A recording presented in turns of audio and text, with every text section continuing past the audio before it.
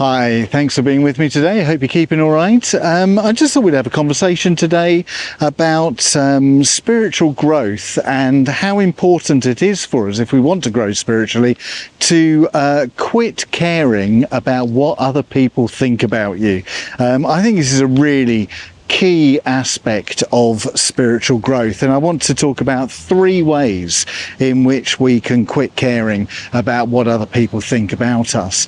It is a big issue for us, of course, isn't it? Because I think really ever since we are children, we are conditioned to seek approval from other people. It's part of our DNA, really, from an early age to do that.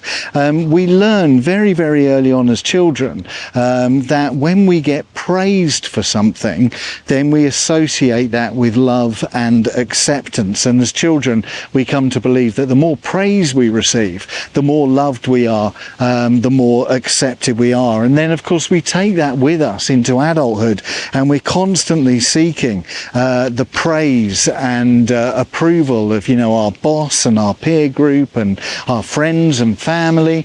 And of course, social media makes that even more acute. If you post something on Instagram or on Facebook or TikTok or YouTube videos, of course, you're looking for the likes all the time, and there's a sense in which the amount to which our posts are liked or disliked really has a huge impact on our sense of self-worth, and we take these signs of approval to be some sort of judgment on our self-worth. Now, of course, we know, don't we, that approval like this is only temporary. People can give approval to us, and then they can take it away just as quickly. So there's no permanency to the approval we receive from others. And actually, I think that there's a huge cost to us if we are constantly seeking the approval of others, and if we are concerned what people think about us. Because effectively what we're doing is we're handing over control of our lives to other people. If we are concerned about what other people think about us, then we constantly make decisions in life for them. We make decisions that we think are going to make us popular and win us the most approval. We tend to hide our authentic self because we think we will be more liked if we behave in a particular way. And the temptation for us is to live in fear of judgment, what other people are going to think about us. It's a huge cost to us and to our mental health, and it kills our spiritual growth. And ultimately, of course, what it does is it disconnects us from God, because we're seeking approval from other people, because we care about what other people think of us. We care less about what God thinks of us, and we will tend to pursue a way of living that makes us popular here, that may not accord with God's will for our lives. So there's a huge cost involved to caring about what other people think of us. And so spiritual growth, growing closer to God, I think, requires a conscious decision on our part to let go of concern about what other people are thinking of us. We just need to let it go and not be worried and not be concerned with what others think about us. And when we do that, when we do stop caring what other people think about us, my goodness me, it is the most liberating thing. It feels like the weight of the world has been lifted off of our shoulders, because our purpose, the reason God created us, was not to meet other people's expectations. God has created you with a purpose. God has called you to a lifestyle to be lived out as his child.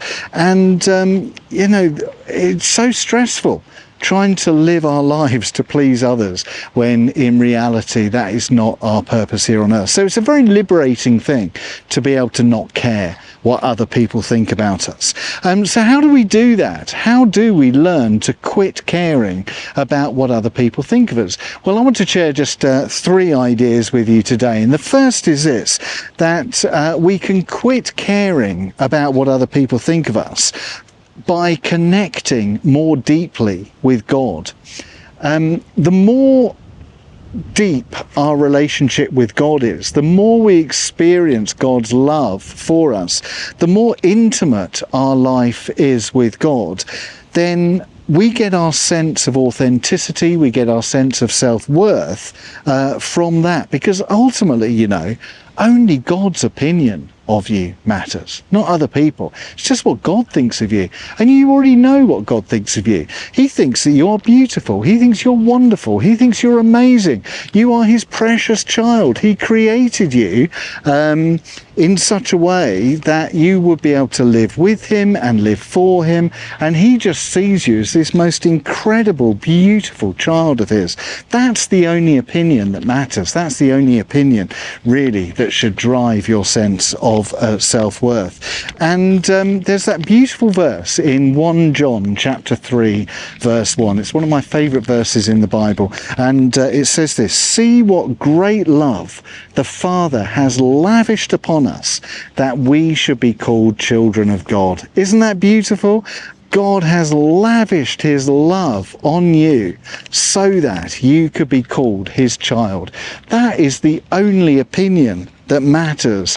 That is the only reality that matters, and the only reality you should found your life on. So to connect more closely with God is the beginning of not caring about what other people think about you, and that comes of course through spiritual discipline, through prayer, Bible study, meditating on God's word, just being silent in God's presence as often as you can, and just kind of growing closer to him, growing more intimate with him.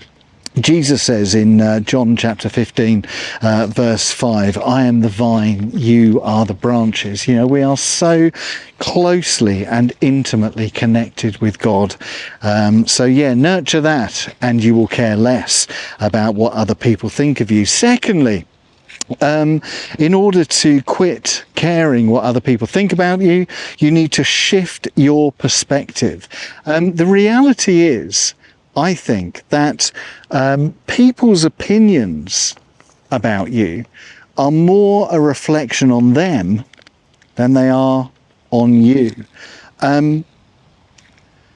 People, if you don't live up to their expectations, if you're not there for them constantly, if you're not behaving in such a way that they think you should, and if they get angry or disappointed in you, that's more reflection on their life than it is on your life. And Jesus was the absolute master of being able to avoid that. In Mark chapter 12 verse 12, we read about the leaders who wanted to arrest Jesus because they felt threatened by him. And, you know, Jesus didn't care. He carried on teaching. He carried on staying true to his purpose. And he didn't allow the attacks, the verbal and even the physical attacks of the religious leaders and the political authorities. He didn't allow that to impact his sense of self-worth, because he saw it for what it was. The gospel message was threatening to them, and so it wasn't that Jesus was in the wrong, it's that it was a reflection on the fearfulness of the religious leaders. So, you know, the truth is, if you pursue God with passion, other people will feel threatened by that, and other people will see you getting closer to God and living a more spiritually disciplined lifestyle, you know, and they'll say, "Oh, you're really boring nowadays," or, you know, "You've really changed, haven't you?" And they won't like the fact that you don't perhaps behave in ways that you used to. But you know, that's not a reflection on you. That is a reflection on them. And so you need to perhaps shift your perspective on that, not take these attacks as personal in any way. And then, of course, you will see these people perhaps with more compassion and empathy, and you will be able to pray for them and ask that God will shift their lives into a more kind of intimate spiritual relationship with Him as well. So, yeah, shift your perspective.